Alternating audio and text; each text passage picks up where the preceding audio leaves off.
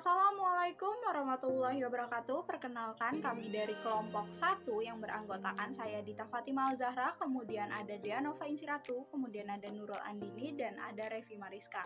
Nah, di sini kami akan membahas mengenai permanganometri. Permanganometri sendiri itu merupakan titraksi redoks yang menggunakan larutan standar kalium permanganat. Prinsipnya dari titraksi ini itu adalah reaksi redoks yang mana penetapan kadar reduktornya dengan cara dioksidasi dengan menggunakan larutan KMNO4 dalam lingkungan asam. Nah, metode permangano ini didasarkan pada reaksi oksidasi dari ion permanganat atau MnO4. Nah, pada suasana asam, ion permanganat atau MnO4 akan berubah menjadi Mn2+ yang tidak berwarna.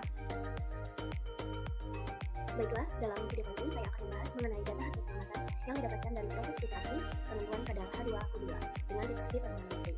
Nah, dalam proses kedua kerjanya, pertama-tama kita melakukan pembakuan larutan standar sekunder KMNO4 sehingga didapatkan sebuah volume karena dilakukan dengan 3 gravitasi. Volume pertama yaitu 10,7 ml, volume kedua yaitu 9,4 ml, volume ketiga yaitu 13,7 ml, sehingga didapatkan volume rata-rata dari tiga proses titrasi tersebut sebesar 11,2 ml. Dari hasil volume ini dimasukkan ke dalam rumus V1N1 sama dengan V2N2 sehingga didapatkan konsentrasi dari KMNO4 yaitu sebesar 0,08. Kemudian setelah dilakukan pembakuan KMNO4 dilakukan penetapan kadar H2O2 dengan konsentrasi permanganometri. Dalam proses tersebut dilakukan secara 8 ml dan didapatkan volume pertama sebesar 2,5 ml, volume kedua 3,3 ml, volume ketiga 4,5 ml saja, volume rata-rata dari H2O2 menjadi 1,3 ml. Kemudian dari volume tersebut dimasukkan ke dalam rumus V1N1 sama dengan V2N2 hingga didapatkan normalitas mengkot 0,24. Nah, dari normalitas yang didapatkan sehingga bisa mencari persen kadar dari hidrogen peroksida. Nah,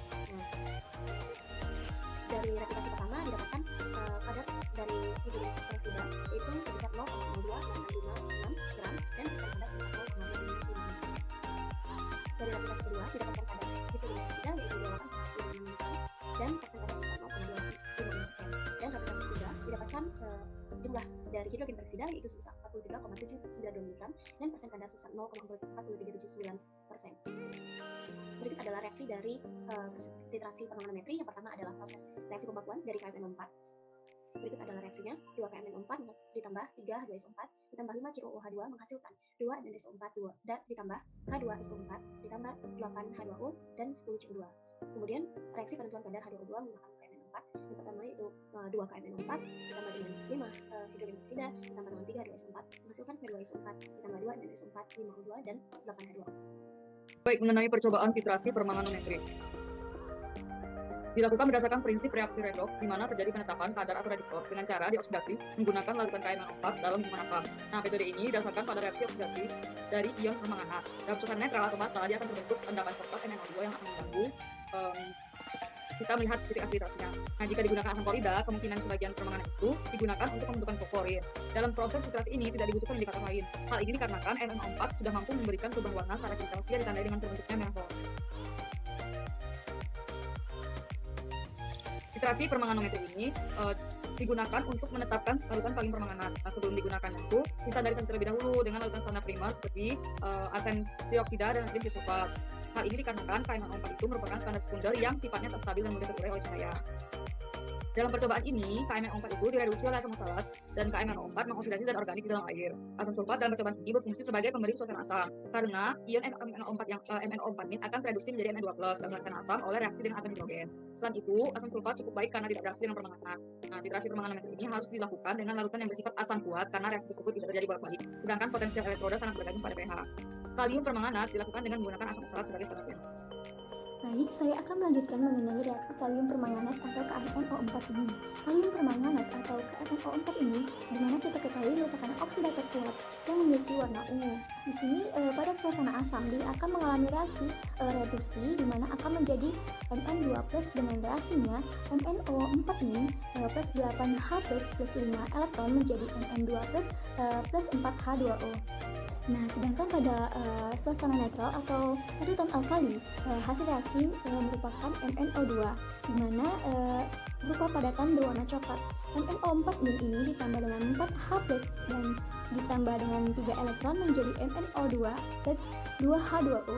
Nah, sedangkan pada larutan basa, di mana larutan basa kuat seperti natrium hidroksida atau NaOH akan membentuk ion manganat yang berwarna hijau.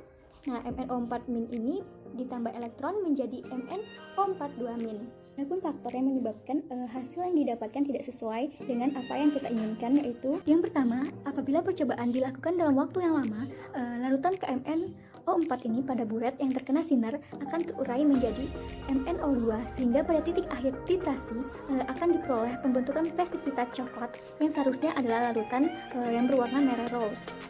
Yang kedua, penambahan KMnO4 yang terlalu cepat pada larutan asam oksalat menjadikan ketika ditambah dengan asam sulfat yaitu H2SO4 yang telah dipanaskan cenderung menyebabkan reaksi antara MnO4- dengan Mn2+. Yang ketiga, dengan pemberian KMnO4 yang terlalu lambat pada larutan asam oksalat yang telah ditambahkan dengan asam sulfat dan telah dipanaskan, mungkin akan terjadi kehilangan oksalat karena membentuk peroksida yang kemudian terurai menjadi air. Titik akhir titrasi saat pembakuan ditandai dengan munculnya warna merah rose atau pink akibat dari kelebihan dari ion permanganat. Nah, reaksi-reaksi yang digunakan pada titrasi permanganometer ini menggunakan reaksi reduksi oksidasi, di mana reaksi oksidasi dan reduksi ini pada suasana asam akan melibatkan elektron dengan jumlah tertentu. Hasil reaksi dari penetapan kadar ini yaitu